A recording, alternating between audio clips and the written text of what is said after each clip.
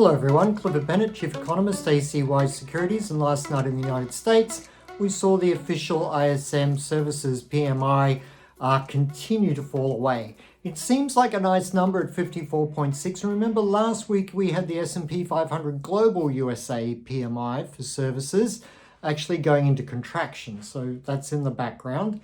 But the official PMI data, 54.6, I think it was 54 point something, the official number. But that's a collapse from near 70 just 10 or 11 months ago. So that's how quickly the US economy is cooling. All across the country, Fed surveys are showing that manufacturing is already in contraction, deep contraction for several months. Not in every economic region, but in quite a few now. So particularly Texas, Chicago, and other areas of the US. So it's an economy in trouble, and the Federal Reserve has said, Chairman has said, and none of this is a surprise. He said this all along, that he would continue raising interest rates in a very aggressive fight against inflation. It will cause economic pain, but he will keep raising interest rates anyway. So why people were ever talking about a pivot, I mean, every time I heard the word pivot, I just laughed, because there was never going to be a pivot. This was not a concept that had any relationship to reality. It was great for creating volatility in markets, which is great to get people over trading. So the financial media loved that as well. More headlines, more spectacular. A pivot was never going to happen. And now, so suddenly the people who are saying there's going to be a pivot, and they're completely wrong. Now they're saying, oh, they're calling this a pivot to the upside to highlight that the Fed isn't going to pivot. In other words, to highlight they were completely wrong. So that was never going to happen. It's been a very stable outlook for US interest rates, as in they're going up a lot. So yesterday, Chairman Jerome Powell said that the rate of hikes will soften, and of course they will, 75-point hikes again and again and again, but there will be smaller increments. So those increments, they're not going to drop back to 25 straight away. They might drop back to 50. I suppose it's possible they'll drop back to 25. I tend to think it's more likely they'll drop back to 50 points at the next meeting, but then we'll get 2, 3, 4 50-point hikes. So interest rates are going a lot. US mortgage rates have hit 7%. They did dip a little bit below on the day, but basically US mortgage rates 7%. Mortgage stress in the United States, second-grade housing bubble of the century, is all well in play and no one wants to talk about it. I also am of the view that whilst the GFC was bad for brokerage firms around the world from Lehman down, this global crisis, and it is a global crisis, global slowing in manufacturing, trade, and a war in Europe, high inflation, interest rates, central banks around the world, and the Bank of England raised rates by 75 points yesterday. Central banks around the world being, I don't know, very simple-minded. That the only thing they're doing is fighting inflation. And that's just going to drive these economies further into the ground. Who would have thought that the Bank of England would be raising interest rates when there's a war in Europe? There's talk they've been involved in the recent attack in Crimea, and they were involved in the pipeline. That's talk. But I guess the key point I'm trying to make is there's a war in Europe and there's energy supply problems. There are energy price crises. And they want to raise interest rates by 75 points in one meeting. And that's why sterling fell. Sterling fell because this is an outrageous, stupid nonsense on the part of the Bank of England. And the UK economy is now nailed into a coffin of recession. So that's what we have to look forward to for the UK, whilst the new Prime Minister is very happy to be posting that he's that he's partying on social media. Good for him. There just happens to be a war in Europe. Anyway, so the UK, very ugly. The United States, very ugly. Europe, very ugly. Notice that Germany and France are starting to have their own meetings because they're not completely happy with how the United States is sort of undertaking and operating in regard to the energy crisis that Europe is experiencing. So there is growing fractures within the European Union, within NATO, about how to address this whole issue. In other words, there's nothing much good happening at this point for Western economies. So what does that tell us about the stock market? Still not a place to be buying. In fact, the buy the dip cult, and it is a cult because it kind of doesn't make sense. I mean, if you bought stocks in 1929, you had to wait 25 years to get back to break even. That's no return, zero return, 25 years. So this whole idea of buy the dip, it's a cult. It's a very simple thing to say. It's a very attractive concept. It means that you can basically just spend your life buying and you will be rich. In other words, don't have any risk management, don't expect a bear market, but of course there are bear markets.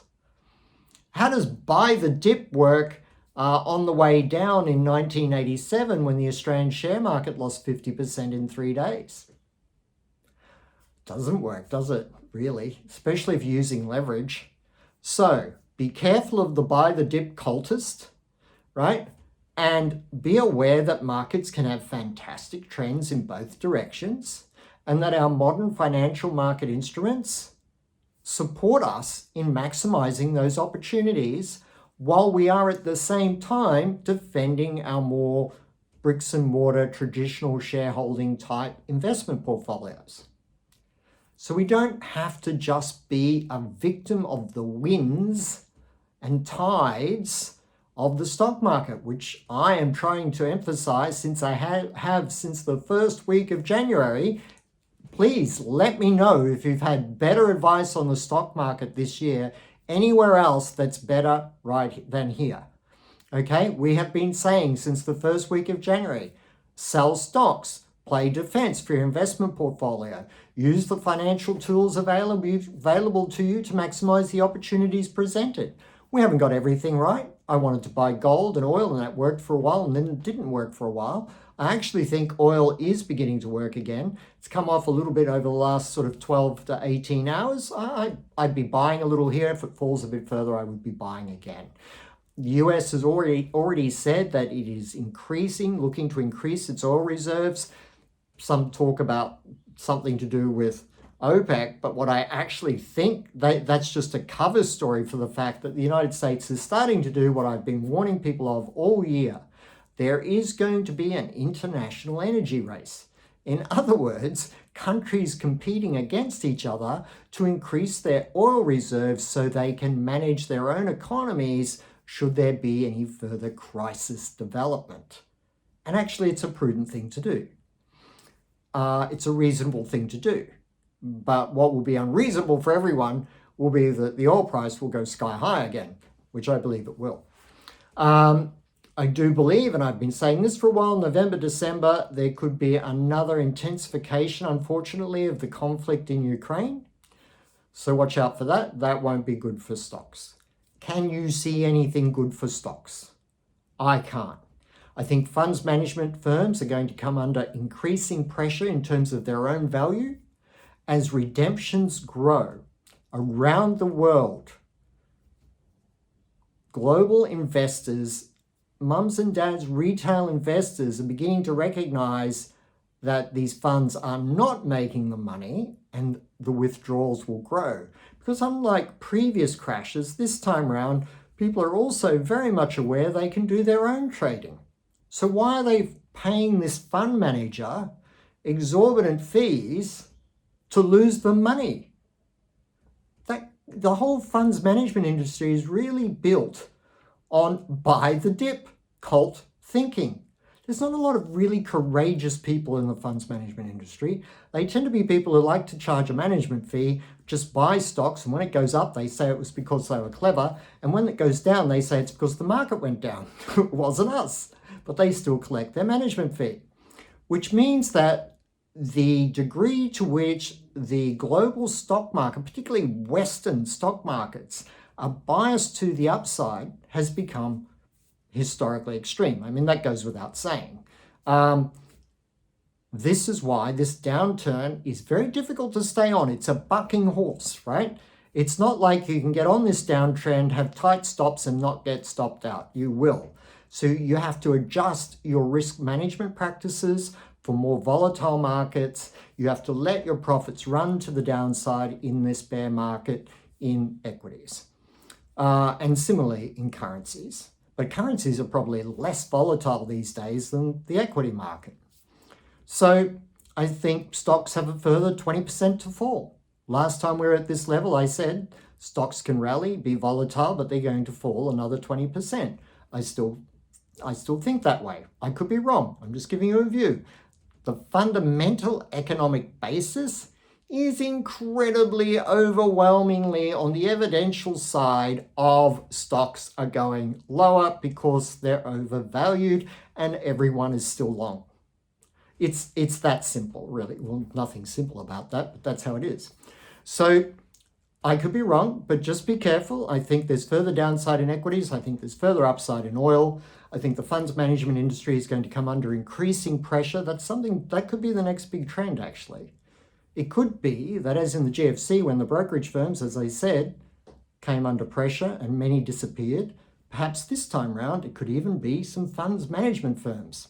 So keep that in mind. In terms of the Australian situation itself, people have been relentlessly buying the dip, and that's why I think the stock markets, most of the market participants in Australia are still long stocks and are going to just become increasingly uncomfortable. The Australian dollar is going to remain under tremendous pressure as the interest rate gap to the United States continues to skyrocket.